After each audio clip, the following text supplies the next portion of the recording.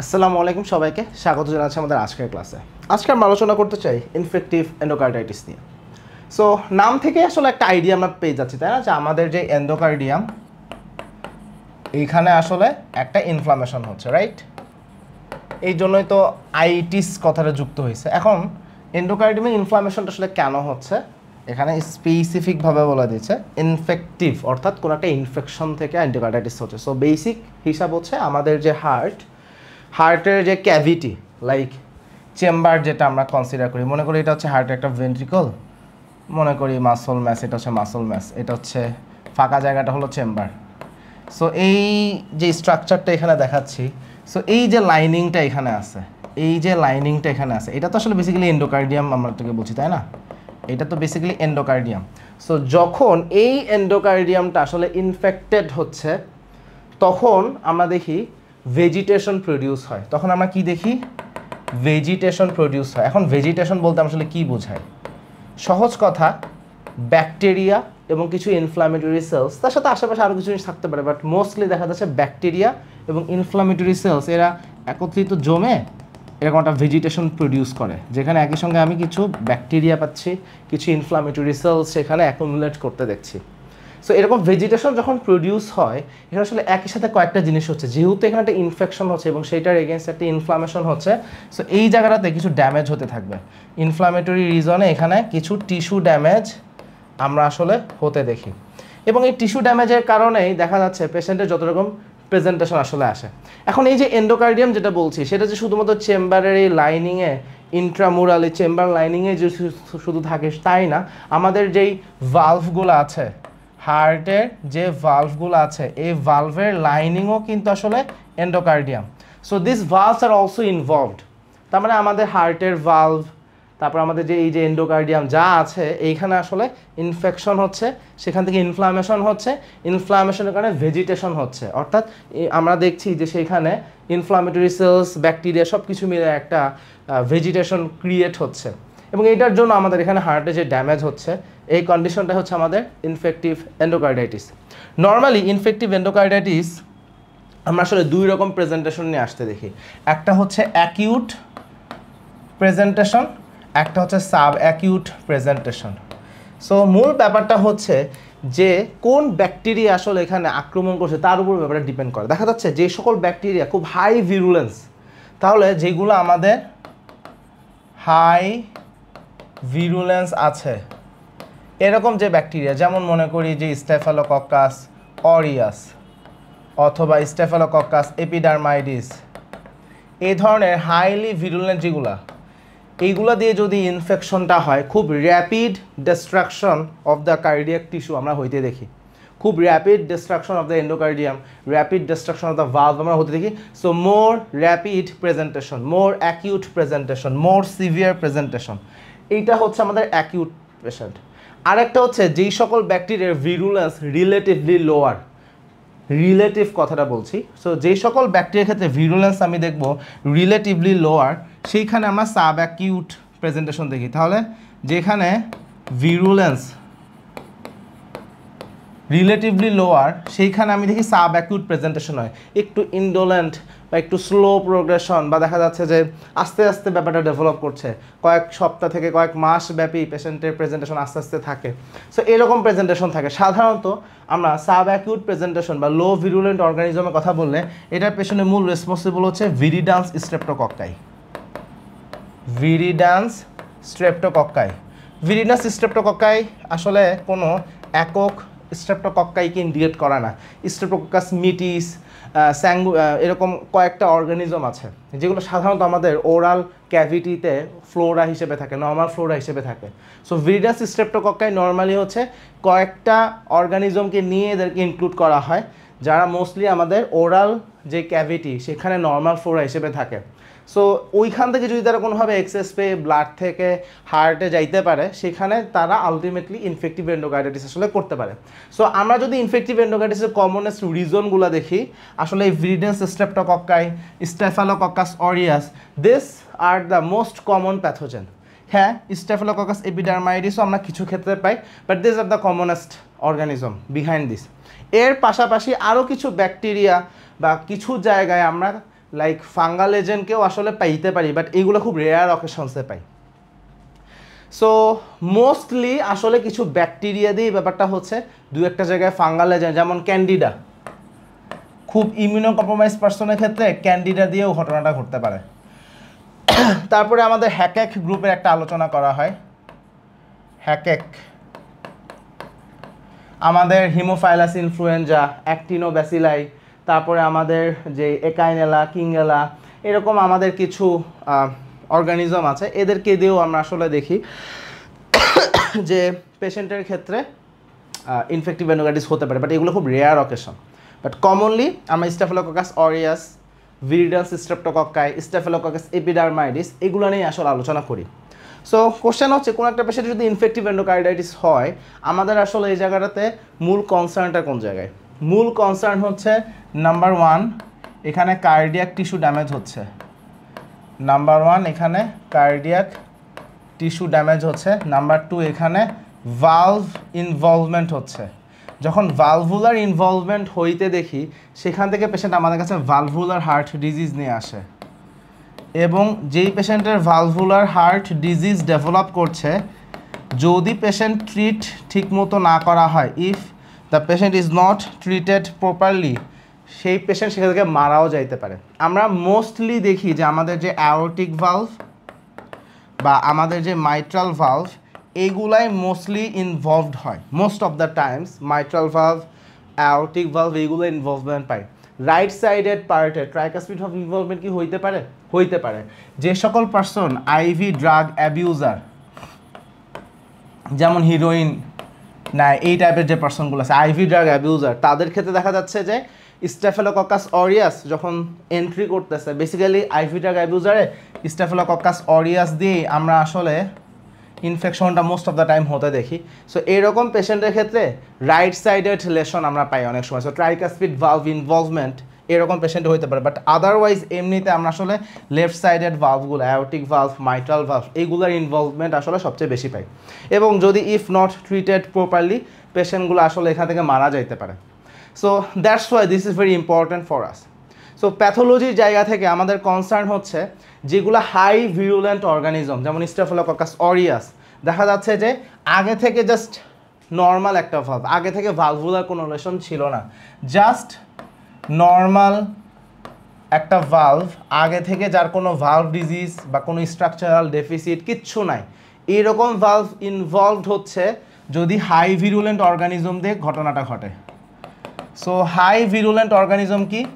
Staphylococcus aureus, এইগুলো। তাহলে staphylococcus aureus দিয়ে যদি ইনফেকশন হয়, নর্মাল ভালভ ইনভলভড হয়ে সেইখান থেকে আমি ভালভুলার হার্ট ডিজিজ পাইতে পারি, ভালভুলার হার্ট ডিজিজ পাইতে পারি।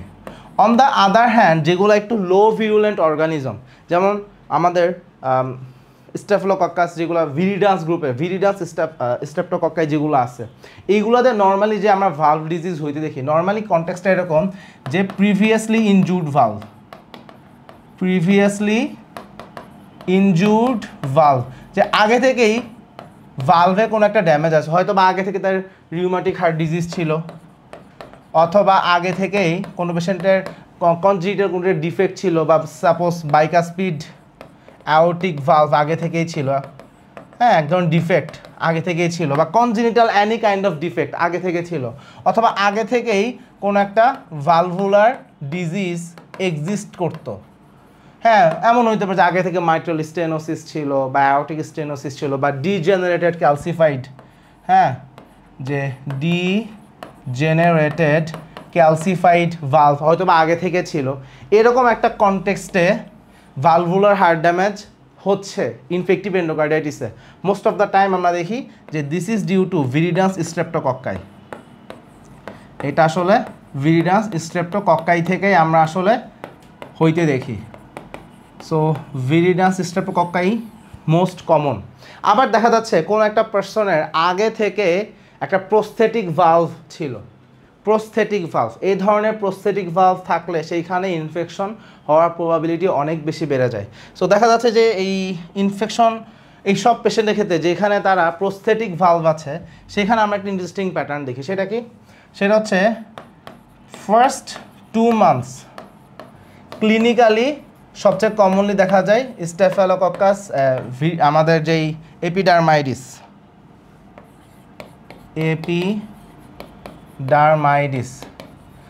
স্টেফেলোককাস এপিডার্মাইটিস দিয়ে ফার্স্ট 2 মান্থ আমরা আসলে ইনফেকশনটা হইতে দেখি কমনলি।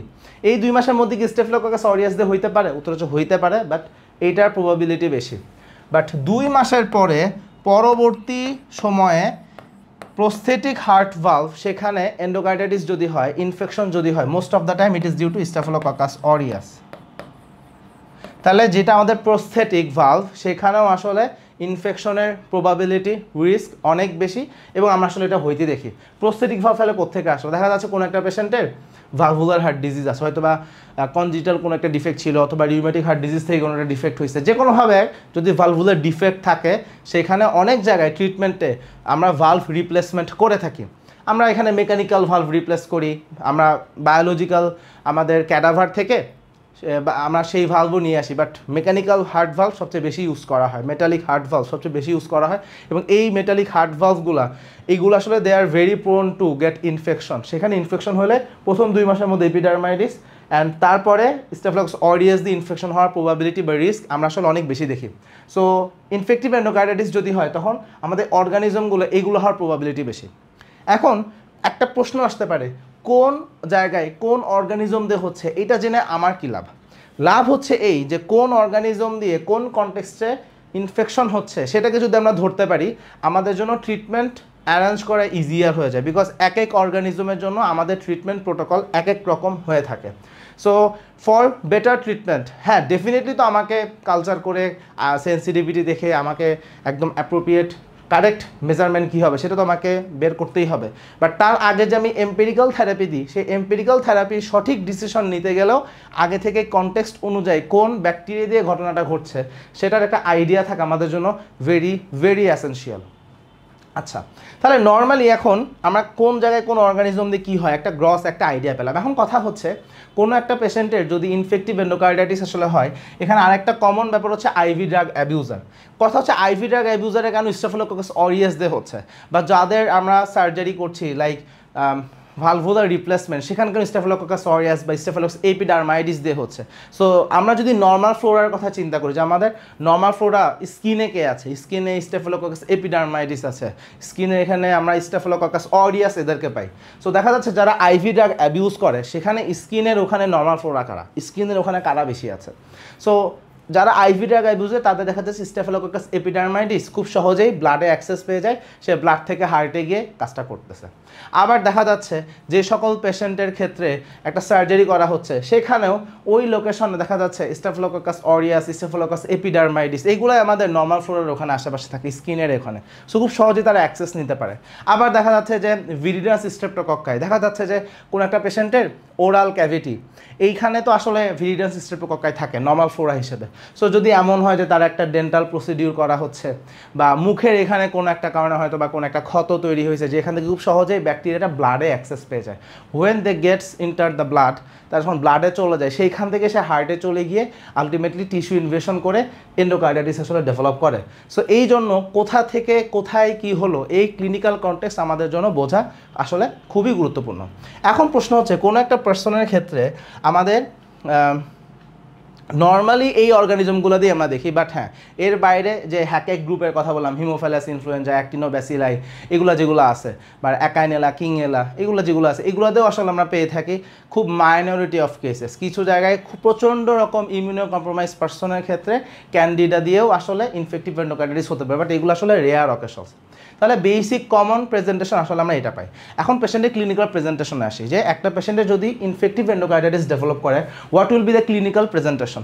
সো এখানে কমনেস্ট ক্লিনিক্যাল প্রেজেন্টেশন হচ্ছে পেশেন্টের ফিভার থাকে এবং এই ফিভার আসলে অনেক দিন ধরে থাকে, লাইক একটা পার্সন আমাদের কাছে 1 মাস 3 সপ্তাহ বা এরকম বা আরও বেশি ফিভার নিয়ে আসলে আমরা কমনলি কী চিন্তা করি, বাংলাদেশের কনটেক্সে একটা পেশেন্ট আমাদের কাছে এরকম 1 মাসের ফিভার নিয়ে আসছে আমরা টিউবারকুলোসিস চিন্তা করি, আমরা লিম্ফোমা চিন্তা করি, তার পাশাপাশি আমরা অনেক সময় লিউকেমিয়াও চিন্তা করি। আরেকটা জিনিস আসলে চিন্তা করা উচিত সেটা হচ্ছে ইনফেক্টিভ এন্ডোকার্ডাইটিস। এখানেও আসলে পেশেন্ট একটা লম্বা সময় ধরে জ্বর নিয়ে আসে সাধারণত। সো এই পেশেন্টের ক্ষেত্রে তাহলে আমরা ফিভার পাচ্ছি, ফিভার মোটামুটিভাবে কন্টিনিউয়াসভাবেই থাকে। ফিভারের পাশাপাশি এই পেশেন্টে আমরা চেস্ট রিলেটেড কমপ্লেন্টসগুলো পাইতে পারি, তাই না? তাহলে পেশেন্টের এখানে চেস্ট পেইন, হ্যাঁ, এটা থাকতে পারে, ডিসনিয়া ডেভেলপ করতে পারে, ডিপেন্ডিং অন সিনারিওস, লাইক কোন ভালভ ইনভলভ হচ্ছে তার উপর অনেক কিছু বেস করে আসে। বাট চেস্ট পেইন অনেকের থাকতে পারে হার্ট ভালভ প্রবলেম থেকে ডিসনিয়া নিয়ে আসতে পারে। এবং সবচেয়ে বড় কথা হচ্ছে এই সকল পেশেন্টের ক্ষেত্রে আমরা যদি ক্লিনিক্যাল এক্সামিনেশন করি, আমরা যদি ভালভুলার ইনভলভমেন্ট থাকে, সাধারণত ভালভুলার ইনভলভমেন্টই থাকে most of the time, so আমরা সেখানে মারমার পাই। মারমারটা কি? সহজ কথা হচ্ছে due to turbulence of the blood flow. যখন একটা ভালভ ইনফেক্টেড হচ্ছে আমরা সেখানে একটা ভালভের ড্যামেজ পাচ্ছি, রাইট? সো যখন ভালভের ড্যামেজ হচ্ছে তখন ওর মধ্যে দিয়ে একটা turbulence of the blood flow create হয় এবং সেই টার্বুলেন্সের জন্য একটা এক্সট্রা একটা সাউন্ড আসে। নর্মালি আমি S1-এর জন্য একটা লাভ, S2-তে একটা ডাব সাউন্ড, লাভ ডাব লাভ ডাব লাভ ডাব, এরকম একটা সাউন্ড পাওয়ার কথা। কিন্তু এখন এর বাইরেও আমি একটা এক্সট্রা সাউন্ড পাইতে পারি, সেটা সিস্টোলিক হতে পারে, ডায়াস্টোলিক হতে পারে, কোন ভালভি ইনভলভমেন্ট, কোন পজিশন ইনভলভমেন্ট, এগুলোর উপর অনেক কিছু ডিপেন্ড করে। বাট আমি একটা এক্সট্রা সাউন্ড পাচ্ছি। এই এক্সট্রা সাউন্ড কেন হচ্ছে? Due to turbulence of the blood flow. So আমি ক্লিনিক্যালি মারমার পাচ্ছি। এর বাইরে আসলে আরও কিছু সাইনের কথা আসলে বলা হয়, যেমন রথ স্পট। আমি যদি ফান্ডোস্কোপ করি তাহলে রথ স্পট, তারপরে আমরা হাতে অসলার নোড, জ্যানিউয়েলেশন, হ্যাঁ, অসলার নোড, জ্যানিউয়েলেশন, স্প্লিন্টার হিমোরেজ, এগুলোর কথা আসলে বলা হয়। কিন্তু বাস্তবতা হচ্ছে বর্তমান সময় এইগুলো আমরা এখনো খুব একটা পাই না। লাইক একটা পেশেন্ট ট্রিটমেন্ট পাচ্ছে না, অনেক দিন চলে গেছে, সেখানে হয়তো বা রসপট, অসলার নোড, জ্যানিউয়েলেশন, স্প্লিন্টার হিমোরেজ এইগুলো আমরা পাইতে পারি। কিন্তু এখন যেহেতু খুব আর্লি ডায়াগনোসিস হয়, খুব আর্লি ট্রিটমেন্ট হয়, এখন আগের মতো এগুলো পাওয়া যায় না। এই কারণে এখন অসলার নোড, জ্যানিউয়েলেশন খুব হার্ডলি দেখা যায়। আমি নিজে মনে হয় একটা না দুইটা পেশেন্ট স্প্লিন্টার হিমোরেজ পাইছি। মানে দিস ইজ ভেরি টাফ, মানে এগুলো এখন আর আগের মতো পাওয়া যায় না। বাট হ্যাঁ, ক্লিনিক্যালি এই লেশনগুলো থাকতে পারে, but due to advance of the medical science, এখন যেহেতু অনেক অ্যাডভান্স হয়ে গেছে, অনেক আর্লি ডায়াগনোসিস হয়, অনেক আর্লি ট্রিটমেন্ট নেয় ম্যাক্সিমাম মানুষ, এই লেট কমপ্লিকেশনগুলো আসলে এখন আর আগের মতো পাওয়া যায় না। আচ্ছা, এর পাশাপাশি পেশেন্টের ক্ষেত্রে আমরা খুব ফ্রিকুয়েন্টলি দেখি তাদের অ্যানোরেক্সিয়া হচ্ছে এবং ওয়েট লস থাকে। সো অ্যানোরেক্সিয়া, সেই সাথে সাথে ওয়েট লস, এইগুলো আমরা কমনলি আসলে পেশেন্টে ইনভেরিয়েবলি আসলে দেখে থাকি। সো কমন প্রেজেন্টেশন আসলে এটা থাকে। কিছু কিছু জায়গায় আরেকটা জিনিস হচ্ছে, যখন যে ভেজিটেশন প্রডিউস হচ্ছে এখান থেকে তো আসলে একটা থ্রম্বাসের মতোই তৈরি হয়ে যায় অনেক সময়। সো দেখা যাচ্ছে কোনো কোনো ক্ষেত্রে থ্রম্বাসটা ছুটে গিয়ে একটা থ্রম্বো এম্বোলিক ফেনোমেনা আসতে পারে। ব্যাপারটা খুব ফ্রিকুয়েন্টলি আমরা পাই সেটা আমি বলবো না, কারণ খুব ছোটো ছোটো মাইক্রোথ্রম্বাই তৈরি হয়। বাট হ্যাঁ, কিছু কিছু জায়গায় এরকম থ্রম্বো এম্বোলিক ম্যানিফেস্টেশন থাকলেও থাকতে পারে, বাট ব্যাপারটা আমরা খুব কমনলি দেখি সেটা আমি বলছি না। এখন কথা হচ্ছে যে এই যে আমাদের ইনফেক্টিভ এন্ডোকার্ডিটিস বলছি, সবচেয়ে বড় কথা হচ্ছে এটাই, যদি ইফ দে আর আনট্রিটেড, যদি তারা ট্রিটমেন্ট ফলো না করে, ট্রিটমেন্ট যদি না পায়, অনেক পেশেন্টেরই আসলে আলটিমেট ফেট হচ্ছে death. So this is Y this is very important for us. তাহলে কথা হচ্ছে যে আমরা কিভাবে এটাকে ডায়াগনোসিস করব। সো আমাদের ডায়াগনোসিস করার জন্য আমাদের সাথে একটা ক্রাইটেরিয়া আছে, মডিফাইড ডিউকস ক্রাইটেরিয়া। সো আমি এটাকে রবিন্স থেকে দেখাবো যে এখানে এক্সাক্ট ক্রাইটেরিয়া কি, বাট আমি জাস্ট বেসিক কনসেপ্টটা বলি।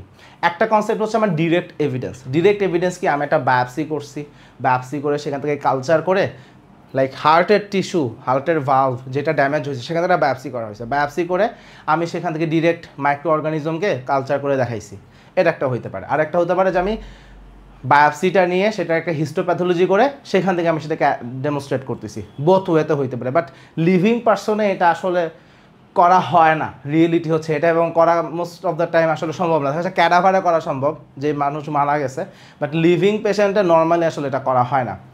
সেকেন্ডলি আমরা কি করতে পারি, সেকেন্ডলি হচ্ছে হ্যাঁ ডেফিনেটলি আমরা পেশেন্টের আদার যে সাইনগুলো আছে, ক্লিনিক্যাল অ্যাসেসমেন্ট, সেইগুলোকে আমরা অ্যাড্রেস করি, যে ক্লিনিক্যাল ফিচার সেখানে কী কী পাচ্ছি, এবং ল্যাবরেটরি ইনভেস্টিগেশনগুলো দেখছি, যে আমি ব্লাড কালচার রিপোর্ট কী পাচ্ছি, ইকোকার্ডিওগ্রাফি করে কী পাচ্ছি, হ্যাঁ, তারপর আদার যে আমাদের বায়োকেমিক্যাল মার্কারগুলো আছে সেগুলোকে আমি কী পাচ্ছি, সেটার উপর বেস করে একটা অ্যাসেসমেন্ট নিয়ে আসা হয়। সো নর্মালি আসলে আমাদের এখন যে ডিরেক্ট আমরা যে ক্রাইটেরিয়াটা ফলো করি, আমরা আসলে দেখি যে ইকোকার্ডিওগ্রামে আমরা কোনো ভেজিটেশন দেখতে পাচ্ছি কিনা, ইকোতে খুব ভালো ভেজিটেশন চোখে দেখতে পাওয়া যায় এবং ভালভুলার হার্ট ডিজিজ থাকলে সেটা ইকোকার্ডিওগ্রামেও আসলে ধরা পড়ে যায়। তাহলে ইকোকার্ডিওগ্রাফিক এভিডেন্স, সেই সাথে ব্লাড কালচার সেটার একটা এভিডেন্স এবং পেশেন্টের ক্লিনিক্যাল প্রেজেন্টেশন সব কিছু মিলায় আমরা কিছু মেজর ক্রাইটেরিয়া মাইনর ক্রাইটেরিয়াকে আইডেন্টিফাই করেছি এবং সেইগুলোর উপর অ্যাসেস করে আসলে আমরা ইনফেক্টিভ এন্ডোকার্ডিটিসের ডায়াগনোসিসটা করি। আমি একটু পরে দেখাবো আমাদের রবিন্স থেকে, বাট গ্রস কথা হচ্ছে এটা। তাহলে আমরা আসলে এই মডিফাইড ডিউকস ক্রাইটেরিয়াকে ফলো করে ডায়াগনোসিসটা আসলে করে থাকি। এখন যখন ডায়াগনোসিস হয়ে গেল এরপরে কাজ হচ্ছে পেশেন্টকে ট্রিটমেন্ট দিতে হবে। সো ট্রিটমেন্ট আমরা কিভাবে করি? সো ট্রিটমেন্টে হচ্ছে ডেফিনেটলি আমি তো স্যাম্পল কালেক্ট করব, ব্লাড স্যাম্পল কালেক্ট করা হয় মাল্টিপল, একটা স্যাম্পল না মাল্টিপল স্যাম্পল কালেক্ট করা হয়। অ্যাটলিস্ট 3টা থেকে 4টা ব্লাড স্যাম্পল আসলে আমরা কালেক্ট করি এবং যে 3টা যে স্যাম্পলের কথা বলছি অ্যাটলিস্ট 3টা, এবং এই 3টা নিতে হবে ডিফারেন্ট অকেশনে। লাইক এখনই একসঙ্গে 3টা স্যাম্পল নিচ্ছে এরকম না, ডিফারেন্ট অকেশনে 3টা স্যাম্পল কালেক্ট করা হয় এবং 3টা স্যাম্পলের যখন কালেক্ট করা হচ্ছে, এখন এইটা তো আমি কালচার অ্যান্ড সেন্সিটিভিটি করতে দিব, বাট কালচার সেন্সিটিভিটি রিপোর্ট আসতেও অ্যাটলিস্ট 3 দিন সময় লাগবে। এখন আমি তো 3 দিন রোগীকে ফালা রাখবো না। সো আমরা একদম ইনিশিয়ালি রিপোর্ট আসার আগে, কালচার সেন্সিটিভিটি রিপোর্ট আসার আগে ইনিশিয়ালি আমরা একটা এম্পেরিক্যাল থেরাপি দিই, আমরা একটা এম্পেরিক্যাল থেরাপি দিয়ে থাকি, এটা এম্পেরিক্যাল। সো এম্পেরিক্যাল থেরাপি দিয়ে থেকে আর কালচার সেন্সিটিভ রিপোর্ট আসলে তখন সেই অনুযায়ী আমরা আসলে জাস্ট আগাই। লাইক আগে যে ড্রাগগুলো দিচ্ছিলাম সেটা যদি পেশেন্টের ক্ষেত্রে যদি সুইটেবল হয়, সেন্সিটিভ থাকে, তাহলে আমরা জাস্ট কন্টিনিউ করবো। আর যদি রেজিস্ট্যান্ট হয় তখন সেন্সিটিভ ড্রাগ যেটা সেটাকে আমরা রিপ্লেস করে দিব। বাট নর্মালি এম্পেরিক্যাল থেরাপি, এখন এম্পেরিক্যাল থেরাপি কোথায় কোনটা দিচ্ছি, ওই যে কোন অর্গানিজম দিয়ে কোন কনটেক্সটে হয় সেটার যদি আমাদের নলেজ থাকে সেই অনুযায়ী আমরা দিতে পারি। বাট ওভারঅল কিছু পার্টিকুলার ড্রাগ কম বেশি ইউজ করা হয়, যেমন আমরা কমনলি দেখা যাচ্ছে জেন্টামাইসিন, তারপরে ভ্যানকোমাইসিন, তারপরে পেনিসিলিন, এই গ্রুপের ড্রাগগুলাই মোস্টলি আসলে আমরা ইউজ করে থাকি। মোস্টলি পেনিসিলিন গ্রুপের drug, vancomycin, gentamicin, most of the time আসলে এইগুলো ইউজ করা হয়। বাট হ্যাঁ, অ্যাজ পার প্রোটোকল আমরা এখানে অ্যাপ্রোচ নিই, বাট কমনলি এগুলাই দেওয়া হয়। এবং এখানে অ্যান্টিবায়োটিক যেটা দেওয়া হচ্ছে একটু লম্বা সময়ের জন্য দেওয়া হয়, অ্যাটলিস্ট 6 সপ্তাহ, 4 থেকে 6 সপ্তাহ, বা কখনো কখনো তারও বেশিও দেওয়া লাগতে পারে depending on patient condition. So এই হচ্ছে বেসিক ট্রিটমেন্টের কথা। এবার আসি পেশেন্টের মরফোলজি। আমরা যদি আসলে বায়োপসি করতে পারি, বা আমরা যদি আসলে মানে যে পেশেন্ট মারা গেছে সেই পেশেন্টের হার্টকে যদি আমরা আসলে ব্যবচ্ছেদ করি, আমরা যদি ব্যবচ্ছেদ করে যদি ওটার মরফোলজি দেখি, আমরা আসলে ভেজিটেশনগুলো দেখতে পাবো। দেখা যাচ্ছে একটা হার্টে সিঙ্গেল ভেজিটেশনও থাকতে পারে, মাল্টিপল ভেজিটেশনও থাকতে পারে, এবং সেখানে খুব স্পষ্টভাবে valvular heart damage, valvular damage বা আমাদের যে এন্ডোকার্ডিয়াম সেখানে ড্যামেজগুলো আসলে খুব ভালো বুঝতে পাওয়া যায়। এবং যে ভেজিটেশনগুলো হচ্ছে বেসিক্যালি ভেজিটেশনে কী থাকছে, কিছু আমরা ইনফ্লামেটরি সেলস পাই, কিছু ব্যাকটেরিয়া থাকে সেখানে, হ্যাঁ, একটা থ্রম্বায়ের মতো অনেক সময় তৈরি হতে পারে, বা ভেজিটেশন খুব ভালো আমরা আসলে দেখবো যখন ফাইব্রিন ম্যাটেরিয়ালসও সেখানে থাকতে পারে। সো বেসিক্যালি আমরা আসলে একটা জিনিস যে হ্যাঁ, ওয়ান সিঙ্গেল লেশনও থাকতে পারে, মাল্টিপল লেশনও থাকতে পারে। সো এটা হচ্ছে গ্রস কথা বললাম। এবার আমরা একটু জাস্ট রবিন্স থেকে একটু জাস্ট দেখে নিব যে আমরা যা যা আলোচনা করছি, জাস্ট একটা কুইক রিক্যাপের মতো চলে আসবে। আচ্ছা,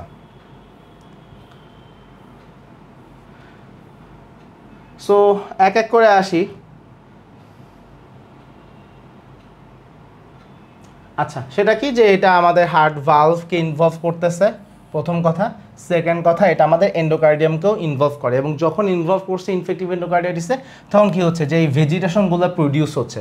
ভেজিটেশনের মধ্যে কী পাচ্ছে, থ্রম্বোটিক কিছু ডেব্রি থাকতেছে, অর্গানিজম থাকছে, এবং সেখানে কিছু ইনফ্লামেটরি সেলসও আসলে থাকে।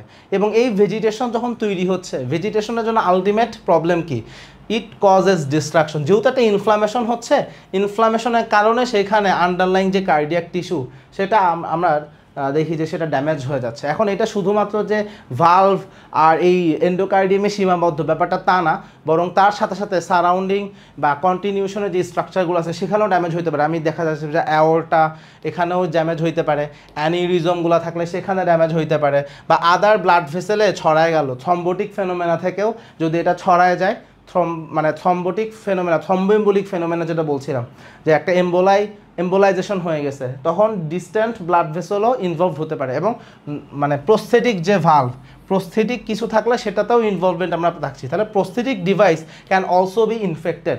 এবং অ্যাকচুয়াল একটা ব্যাপার বলি, সেটা হচ্ছে যখন আমরা দেখি যে হাই ভিরুলেন্ট কোনো একটা অর্গানিজম দিয়ে আমরা টিস্যু ডিস্ট্রাকশন হতে দেখি, সেখানে ড্যামেজ এক্সটেনশন এত বেশি থাকে যে sometimes antibiotic is not sufficient enough, সেখানে বরং আমাকে সার্জারি করা লাগে অনেক সময়।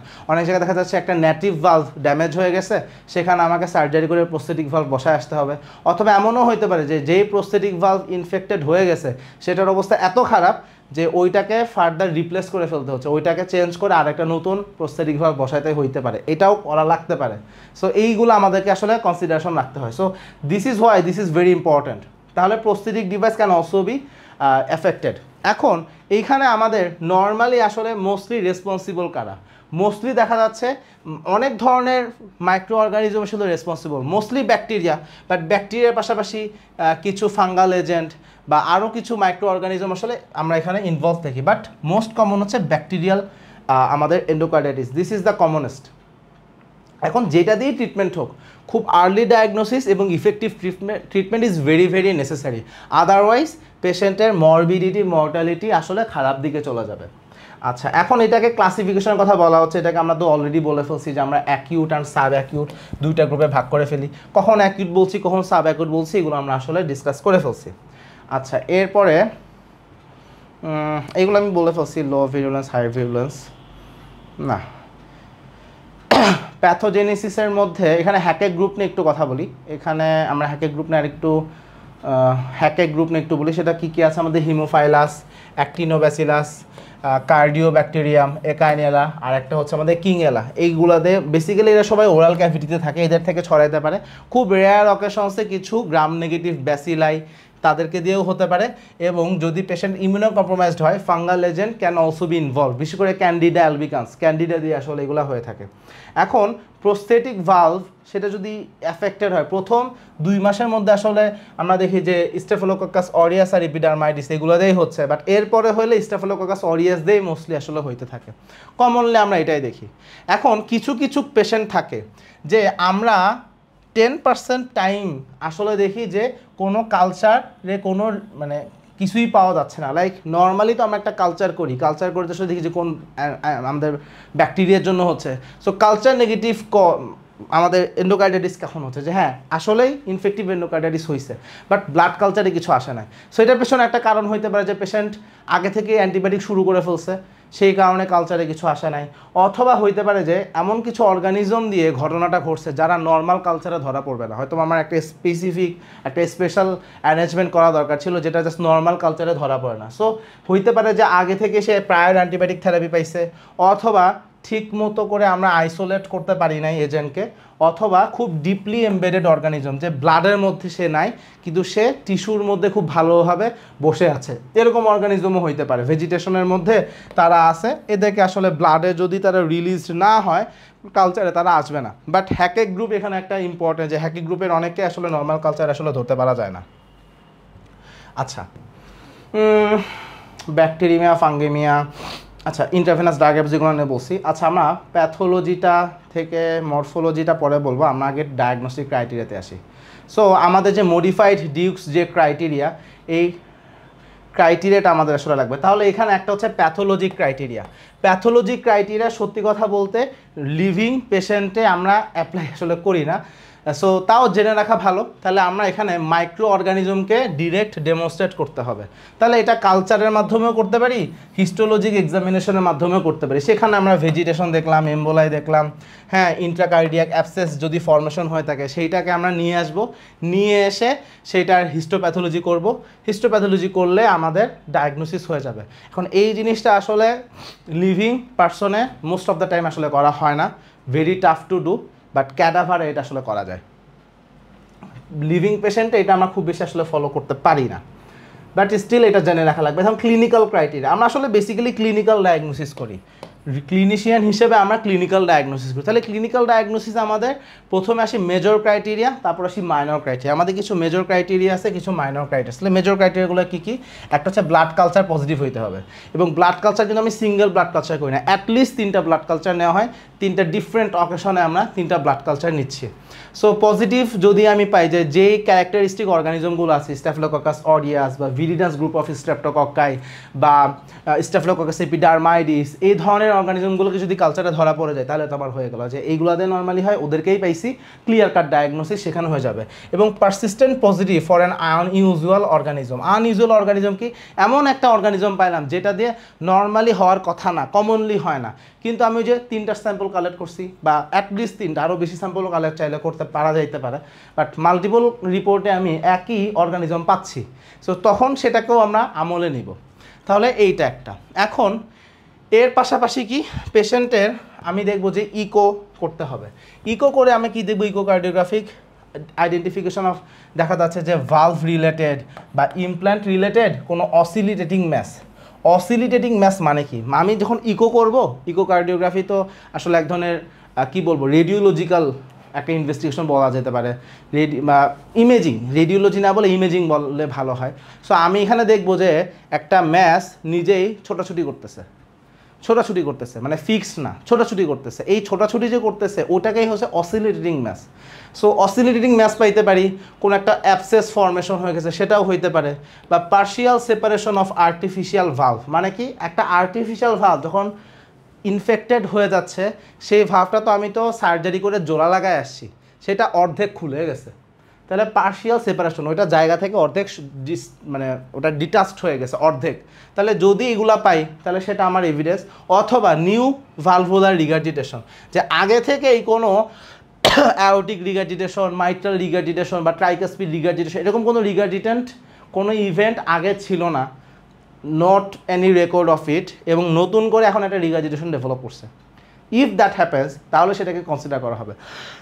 কেন নিউ ভালভুলার রিগার্জিটেশনকে বলা হচ্ছে? কারণ হচ্ছে এমন অনেক পেশেন্ট আছে যার আগে থেকে রিউমেটিক হার্ট ডিজিজ, তার নতুন করে মনে করলাম যে ইনফেক্টিভ এন্ডোকার্ডাইটিস হলো, এখন ওর তো রিগার্জিটেন্ট মার আগে থেকেই থাকতে পারে।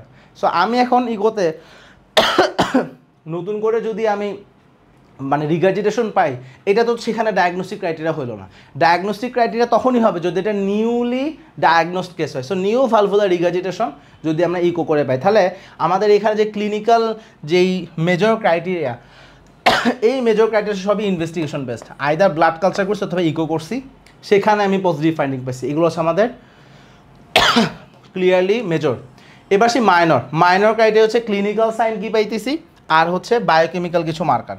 তাহলে ক্লিনিক্যাল সাইন কী পাচ্ছি? যে আগে থেকে হিস্ট্রিতে প্রিডিসপোজিং হার্ট লেশন ছিল, যেমন আগে থেকে তার রিউমেটিক হার্ট ডিজিজ ছিল, আগে থেকে তার হয়তো বা একটা ভালভুলার রিপ্লেসমেন্ট সার্জারি হয়েছে, প্রোস্থেটিক ভালভ আছে, অথবা আগে থেকে তার একটা বাইকাসপিড অ্যাওটিক ভালভ ছিল, অথবা আগে থেকে তার একটা ভালভুলার কোনো একটা স্টেনোসিস বা ভালভুলার কোনো একটা কন্ডিশন ছিল, অথবা আগে থেকে ডিজেনারেটেড ক্যালসিফাইড কোনো একটা ভালভ ছিল, known case of A valvular heart disease.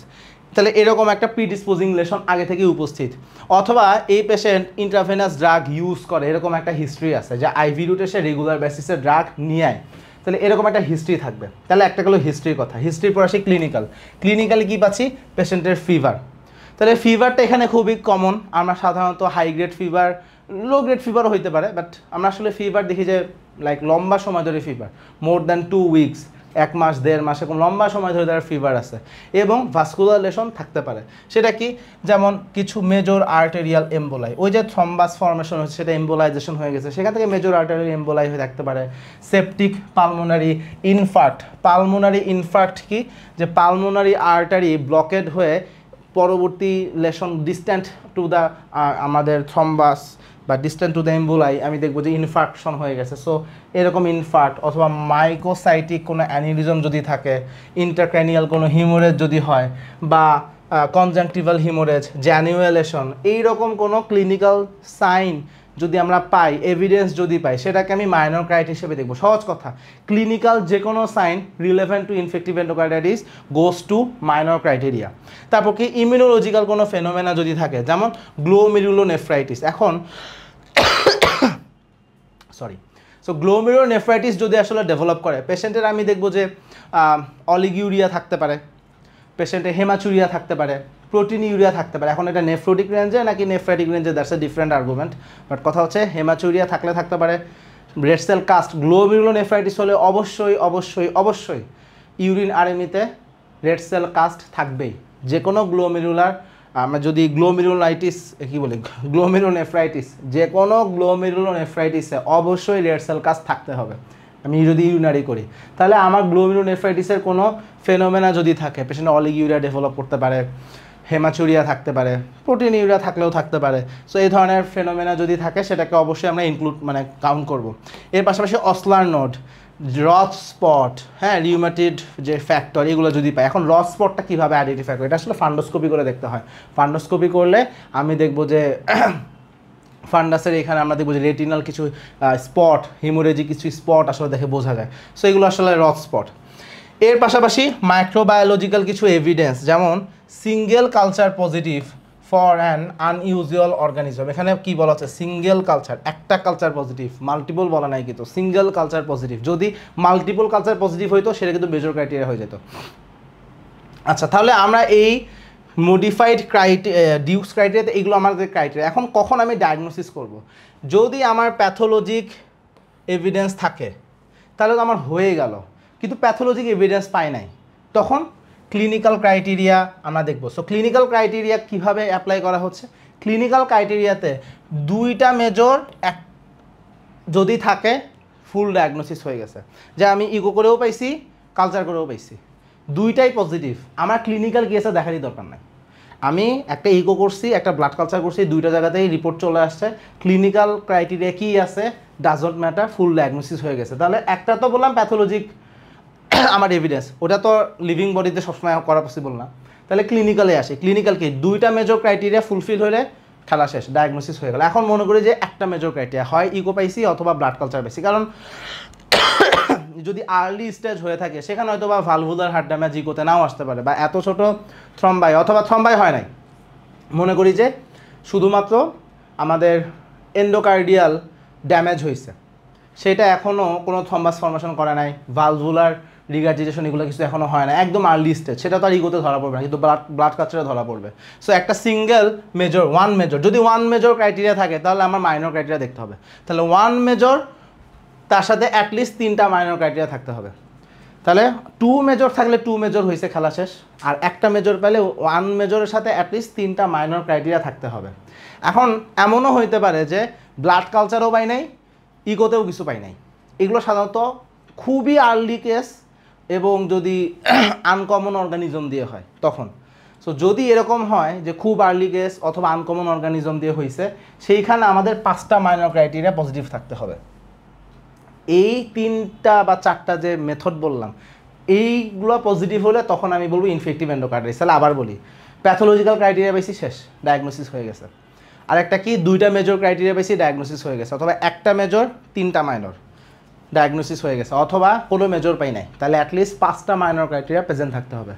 যদি এই শর্ত পূরণ হয় তখনই আমি বলবো মডিফাইড ডিউক ক্রাইটেরিয়া অনুযায়ী this is a case of infective endocarditis. সহজ ডায়াগনোসিস আমরা এইভাবে আসলে করতেছি। আচ্ছা, সো এবার আসি আমরা একটু ছবি দেখি। এখানে ছবিতে এই যে মার্ক করে দেওয়া, এই যে আমরা সুন্দর দেখতেছি যে এখানে ড্যামেজ হয়ে গেছে, এই যেখানে মার্ক করে দেয় যে ভালভুলার এখানে যে লেশনগুলো আছে, যে লাল লাল হয়ে আছে। So this are the lessons. আসি মরফোলজিতে আসি। সো ভেজিটেশনটা আসলে একটু কথা বলবো।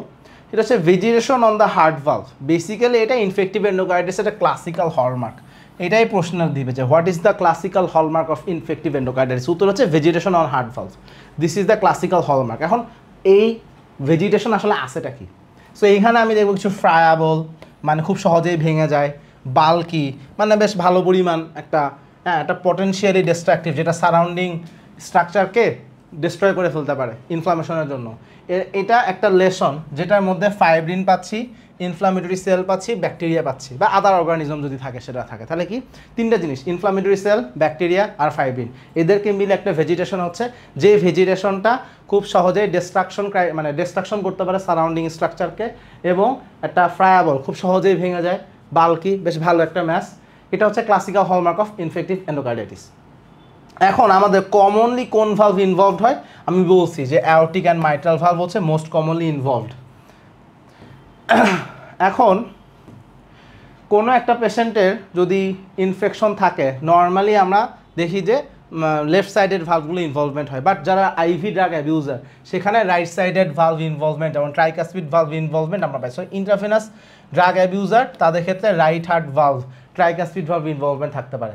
এখন ভেজিটেশনের কথা যেটা বলছি, যে একটা সিঙ্গেলও হতে পারে, মাল্টিপলও হইতে পারে, একটা ভালভ ইনভলভমেন্ট হইতে পারে, মোর দ্যান ওয়ান ভালভ ইনভলভমেন্টও হইতে পারে, সব রকমই থাকতে পারে। আবার কোনো কোনো জায়গায় হয়তো বা অ্যাবসেস ফর্মেশন হইলে আমরা সাধারণত রিং অ্যাবসেস দেখি, আমরা সাধারণত রিং অ্যাবসেস ফর্মেশন হইতে দেখতে পাই, সেটা থাকতে পারে। হ্যাঁ, কিছু কিছু জায়গায় এম্বোলাইজেশন থাকতে পারে, এম্বোলাইজেশন হলে ডিস্ট্যান্ট আর্টারি, ডিস্ট্যান্ট লোকেশনে গিয়ে আমি সেটার ইম্প্যাক্ট পাইতে পারি, যেমন আমরা ক্লিনিক্যালি কিন্তু অলরেডি সেটার কথা আলোচনা করে ফেলছি।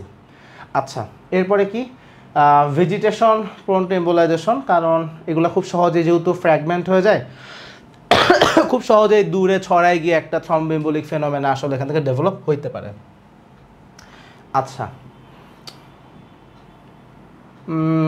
আচ্ছা, যেগুলো সাব অ্যাকিউট এন্ডোকার্ডাইটিস অর্থাৎ লো ভিরুলেন্ট অর্গানিজমতে হয়েছে, এখান থেকে যে ভেজিটেশনগুলো ক্রিয়েট হয়, এইগুলাতে ভালভুলার ডিস্ট্রাকশন রিলেটিভলি কম হয়ে থাকে। যেগুলো অ্যাকিউট, যেখানে হাই ভিরুলেন্ট অর্গানিজম, সেখানে বেশি হয়ে থাকে। খুব স্বাভাবিক, হাই ভিরুলেন্স দেখে বেশি ড্যামেজ হচ্ছে, লো ভিরুলেন্স দেখে কম ড্যামেজ হচ্ছে, খুব কমন সেন্সের কথা আমরা আলোচনা করছি। মাইক্রোস্কোপিক্যালি আমরা দেখব যে vegetation of sub acute infective endocarditis, সেখানে আমরা গ্র্যানুলেশন টিস্যু পাইতে পারি at their base, inactive of healing. তাহলে আমরা এখানে গ্র্যানুলেশন টিস্যু পাচ্ছি যদি আমাদের এখানে সাব অ্যাকিউট কেস হয়ে থাকে, সেখানে আস্তে আস্তে সময়ের সাথে সাথে ফাইব্রোসিস হবে, ক্যালসিফিকেশন হবে এবং ক্রনিক ইনফ্লামেটরি ইনফিল্ট্রেট থাকবে। এখন যেখানেই সময়ের সাথে সাথে ফাইব্রোসিস হচ্ছে, ক্যালসিফিকেশন হচ্ছে, হয়তো একটা সময় গিয়ে সেখানে তাহলে স্টেনোটিক মারমার আসলে পাইতে পারি। তাহলে this is all about infective endocarditis. মোটা দাগে আমরা রবিনসে যা আছে বেসিক আলোচনা করে ফেলেছি, বাট ইয়েস, অবশ্যই ক্লাস করার পরে আমি সবাইকে সাজেস্ট করবো রবিনসটা একবার চোখ বুলায় পড়তে। বাট মোটা দাগ আসলে এখান থেকে মডিফাইড ডিউকস ক্রাইটেরিয়া থেকে কোশ্চেনটা বেশি আসে, ক্লিনিক্যাল প্রেজেন্টেশন থেকে একটা সিনারিও দেওয়া থাকবে। সহজ কথা মনে রাখবো, একটা পেশেন্টের 1 মাসের আশেপাশে বা এরকম একটা লম্বা সময় ধরে তার একটা জ্বর থাকবে, হয়তো বা পরীক্ষার কোশ্চেনে অসলার লোড, জ্যানিউয়েলেশন, এগুলোর কথা হয়তো বা থাকলেও থাকতে পারে, রস স্পটের কথা থাকলেও থাকতে পারে। সো এরকম একটা সিনারিও দেওয়া থাকবে এবং সবচেয়ে বড় কথা পেশেন্টের মারমার, definitely we expect a murmur, mitral stenosis বা mitral regurgitation বা aortic regurgitation, কমনলি হয়তো এরকম একটা সিনারিও আমরা এক্সপেক্ট করি। সো এরকম একটা সিনারিও দেওয়া থাকলে খুব সহজেই তাহলে আমরা এখন ডায়াগনোসিস করতে পারবো এবং আমরা কীভাবে মডিফাইড ডিউকস ক্রাইটেরিয়া থেকে আমরা ইনফরমেশনকে নিয়ে আসবো সেটা আমাদেরকে জানতে হবে। কোথায় কোন অর্গানিজম থাকে সেইটা থেকে আমাদেরকে প্রশ্ন করা হয়, সাধারণত এইগুলো আমাদের ফর এক্সাম দরকার, রিয়েল লাইফেও এটাকে আসলে ফলো করা হয়। সো এই ছিল মোটামুটি আমাদের আলোচনা। সবাইকে অসংখ্য ধন্যবাদ।